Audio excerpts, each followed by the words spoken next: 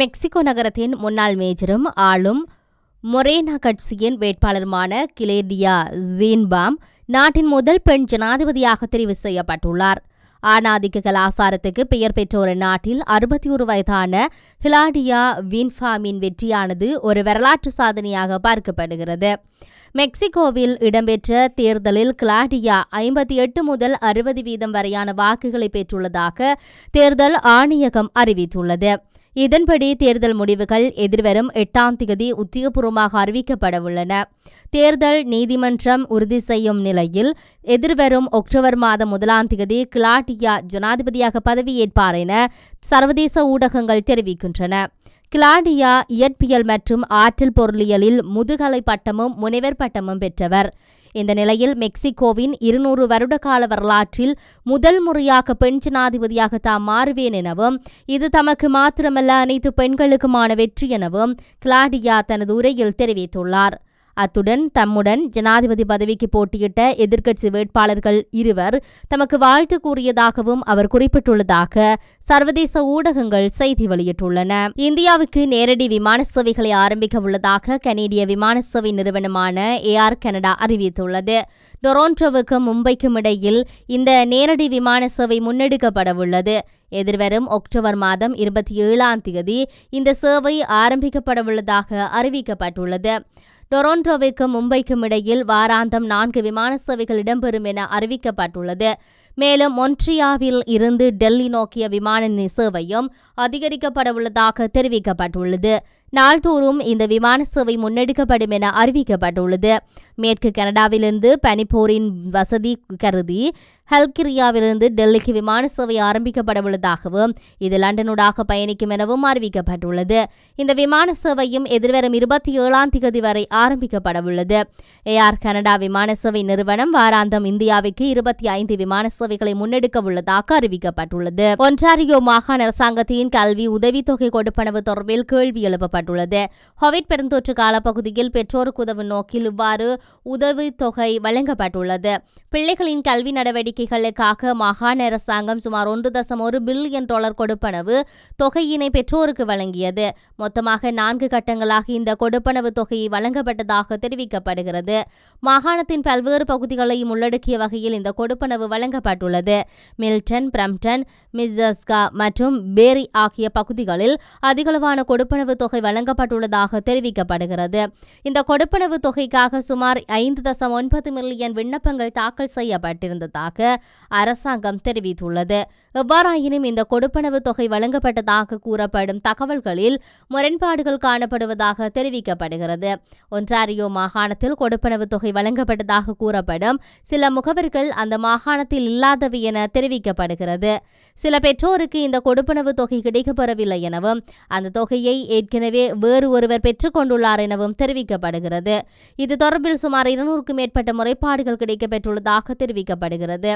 இந்த சம்பவம் தொடர்பில் ஒன்டாரியோவின் குறைகள் அதிகாரி விசாரணைகளை ஆரம்பித்துள்ளார். கனடாவில் பணிபுரிய விரும்பும் வீட்டு பராமரிப்பாளர்களுக்கு நிரந்தர வசதியை நேரடியாக வழங்கும் திட்டம் ஒன்றினை அறிமுகப்படுத்தியுள்ளதாக கனேடிய குடிவரவு அமைச்சர் மார்க் மில்லர் தெரிவித்துள்ளார். குறித்த திட்டத்தின் மூலம் கனடாவுக்கு வருகை தரும் புதிய வீட்டு பராமரிப்பு நிபுணர்களுக்கு வந்தடைந்த உடனேயே நிரந்தர வதிவிட வசதி வழங்கப்படும். அதேவேளை அவர்களால் தற்காலிக அல்லது பகுதி நேர பராமரிப்பு வழங்க நிறுவனங்களில் பணியாற்ற முடியும். மேலும் இந்த புதிய முறையானது பராமரிப்பாளர்களுக்கு தகுதி பெற்ற நிறுவனங்களில் தகுந்த வேலையை எளிதாக பெற்றுக்கொள்ள உதவுவதுடன் கனடாவில் நிரந்தர வதிவிட நிலையை பெறுவதற்கு ஒரு சிக்கலற்ற வாய்ப்பை பெறவும் உதவுகிறது. இந்த நிலையில் இந்த திட்டத்துக்கு அமைய கனடாவில் வீட்டு பராமரிப்பாளர்களாக பணிபுரிய விரும்புகின்றவர்கள் சில தகுதிகளை பெற்றவர்களாக இருத்தல் அவசியம். ஆங்கிலம் அல்லது பிரெஞ்சு மொழியில் 4வது கட்டம் வரையான தேர்ச்சி, கனடாவின் உயர்தர பாடசாலை டிப்ளோமாவிற்கு சமமான கல்வி தகமை, புதுப்பிக்கப்பட்ட வேலைத்தளங்களிலான அனுபவங்கள் மற்றும் முழுநேர வீட்டு பராமரிப்பாளர்களுக்காக பணிபுரியும் வாய்ப்பை கொண்டிருத்தல் போன்ற தகுதிகள் எதிர்பார்க்கப்படுகின்றன. அதேவேளை பணியாளர்கள் தங்களது வருகையை இந்த ஆண்டு செப்டம்பர் மற்றும் அக்டோபர் மாதங்களுக்கு முன் அல்லது 2025ஆம் ஆண்டின் தொடக்கத்துக்கு முன் உறுதி செய்ய வேண்டும். அது மாத்திரமின்றி கனடிய சட்டத்திட்டங்களுக்கு அமைய வருகை தரும் பணியாளர்களுக்கு முழு தேவைகள் மற்றும் விண்ணப்ப வழிமுறைகள் உட்பட அனைத்து வசதிகளும் கிடைக்கும் என சுட்டிக்காட்டியுள்ளார். பிரித்தானிய பொது தேர்தலில் மேலும் பரபரப்பை ஏற்படுத்தும் விதமாக பிரெக்சிட் சாம்பியன் என்று அழைக்கப்படும் நைகல் பெக்ரேஜ் போட்டியிடவுள்ளதாக அறிவித்துள்ளார். இவரது அறிவிப்பு அந்த நாட்டு பிரதமர் ரிஷி சுனக்கின் பழமைவாதி தரப்புக்கு பெரும் குழப்பத்தை ஏற்படுத்தும் என கூறப்படுகிறது. பிரித்தானியாவில் மிகவும் திறமையான சொற்பொழிவாளர் மற்றும் ஆர்வலர்களில் ஒருவராக கருதப்படும் இவர் ஜூலை மாதம் 4ஆம் தேதி பிரித்தானிய பொதுத் தேர்தலில் போட்டியிடவுள்ளதாக அறிவிக்கப்பட்டிருந்தது.